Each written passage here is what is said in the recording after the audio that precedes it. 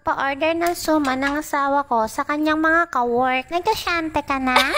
At dahil ang paggawa ng suman ay matrabaho at mahabang proseso, ang inyong kumema ay all-out support. Oh, wow! Feeling mo naman, ikaw ang gagawa. Uy, dahon lang ang kaya mo.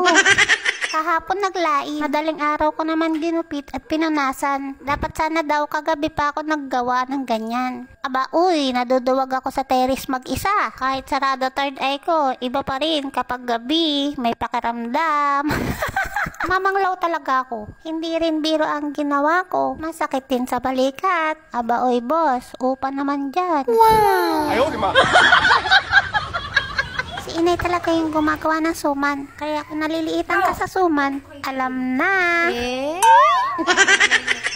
Charot lang. May scoop na ginagamit. Joke lang inay ha. Peace. At hindi rin naman kami masyadong seryoso dito. Nagkakwentuhan kami. Hindi, si Edeline ang kamukha ng daddy mo.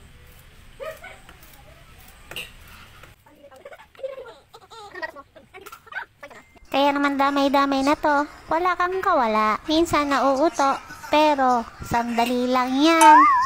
Si boss na ang nagtali ng suman. Marunong naman ako magtali pero nireject nila. Dapat daw mahigpit na mahigpit. Sobrang higpit. Kasing higpit ng kapit mo sa kanya. Pagtapos nga ng mahabang oras ay naisalang na siya ng alas 12. Kahit umuulan ay tuloy ang banghe. Ito namang asawa ko'y nagagalit pag bibidyo ko. Di naman siyang binibidyo ko. Eh? Tumulong din si Bayaw sa pagluluto ng sangkaka. Nangalay na paghalo. Ayan, sumumpa na sa taas. Alas 7 ng gabi, hinango na ang suman. Salamat sa mga nag-order. Pero bakit nga ba kapag kokonti ang natirang suman, saka mo naman siya hinahanap-hanap, bitin tuloy.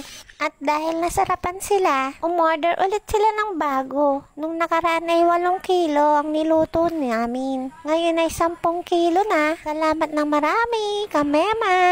Ang sakit ng katawan.